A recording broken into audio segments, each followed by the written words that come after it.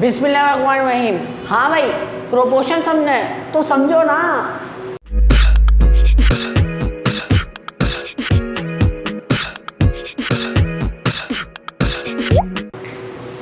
अच्छा भाई, प्रोपोर्शन बाद में समझेंगे, पहले एक सिनेरियो देखते हैं। One seller sales 5 pencil of ₹25, यानी कि एक बेचने वाला, एक दुकानदार 5 पेंसिलें बेच रहे हैं, कितने रुपए में? 25 रुपये में।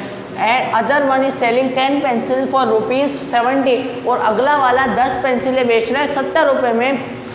वूज प्राइस इज चीपर, कौन सा वाला सस्ता बेच रहा है, किससे हमें पेंसिलें लेनी चाहिए जो हमें सस्ती पड़े?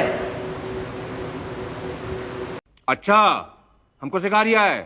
घूम गया दिमाग स्टूडेंट्स, हमारा दिमाग घूम गया। अगर नहीं भी घूमा तो ये बहुत छोटी कैलकुलेशन है, अगर इसी कुछ बड़ी कैलकुलेशन होती तो यकीनन हमारा दिमाग घूम जाता। तो अब हम इसका कैसे पता लगाएं, किससे ख़रीदें? तो देखें, हम क्या लेते हैं, इन दोनों के रेशो लेते हैं, इन दोनों सेल्समैन के रेशो लेते हैं। रेशो किससे लेते हैं?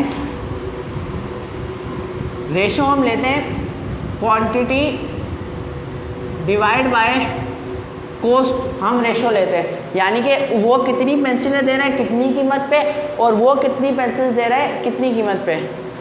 हमने क्या लिया, एक रेशो लिया, क्वांटिटी डिवाइड बाय कॉस्ट। किसका? पहले सेल्समैन का भी लेते हैं, दूसरे सेल्समैन का भी। देखें, पहले वाले कितनी क्वांटिटी दे रहे हैं? 5 को बेच रहे हैं, कितने रुपए में? कॉस्ट कितनी दे रहे हैं? 25।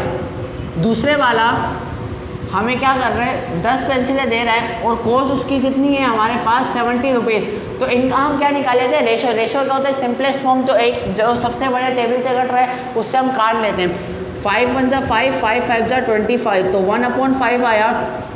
10 1 जा 10, 10 7 जा 1/7। तो स्टूडेंट्स, ये हमें क्या बता रहा है कि ये जो है, जो पहला सेल्समैन है वो एक पेंसिल हमें 5 रुपये की दे रहा है, और दूसरा सेल्समैन एक पेंसिल हमें 7 रुपये की दे रहा है। तो हमें किसके पास जाना चाहिए? यकीनन हमें पहले वाले से पेंसिल लेनी चाहिए, क्योंकि वो एक पेंसिल 5 रुपये की दे रहा है। अब पैसा ही पैसा होगा। हमने क्या निकाला है, दो रेशो के दरमियान हमने रिलेशनशिप निकाल ली है, यानी कि दो रेशो को हमने कंपेयर किया है।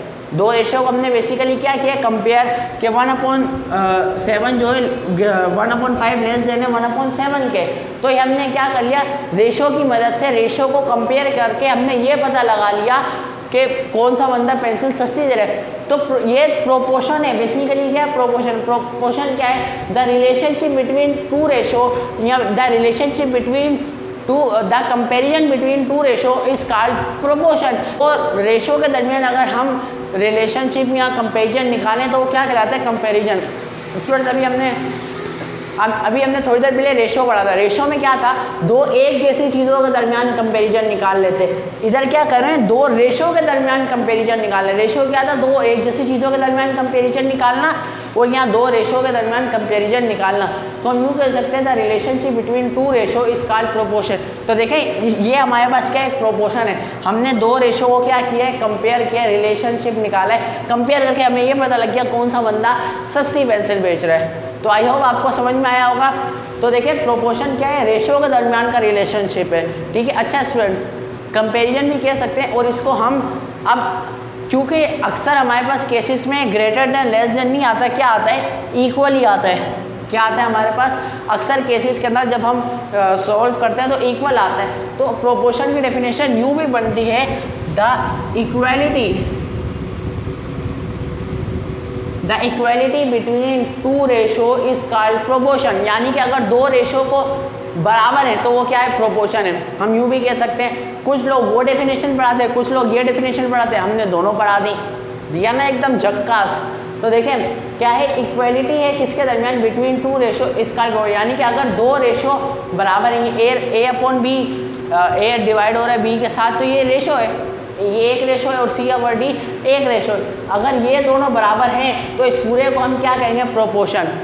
अच्छा, A/B को हम कैसे लिख सकते हैं, A/B, और C/D को हम कैसे लिखते हैं, C/D, ऐसे लिख सकते हैं। अच्छा, इक्वल के साइड प्रोपोर्शन की जगह हम ये 4 डॉट लगा सकते हैं, तो इसका मतलब क्या है, प्रोपोर्शन है। ये एक रेशो, ये दूसरा रेशो, और ये प्रोपोर्शन का साइन। दो रेशो के दरमियान अगर दो रेशो अगर इक्वल है तो वो उसको हम क्या कहते हैं, प्रोपोर्शन। अब इसकी उम्मीद है आपको समझ में आ गया होगा, अगर नहीं आया तो अभी इसकी बहुत सारी एग्जाम्पल समझेंगे और आपको झट से समझ में आ जाएगा इंशाल्लाह। अच्छा देखें, where A are called extremes, इधर जो है ए और डी जो कहलाते हैं वो एक्सट्रीम कहलाते हैं। याद है रेशो के अंदर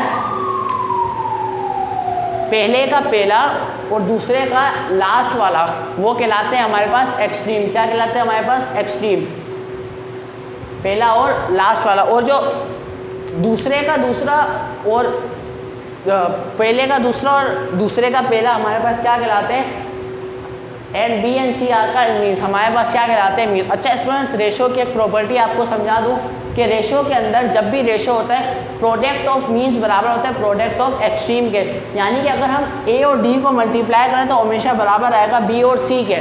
तो आप इसको करके देख लीजिएगा, जब हम अभी करेंगे तो आपको इंशाल्लाह ये समझ में आएगा और ये प्रॉपर्टी यूज़ भी होगी।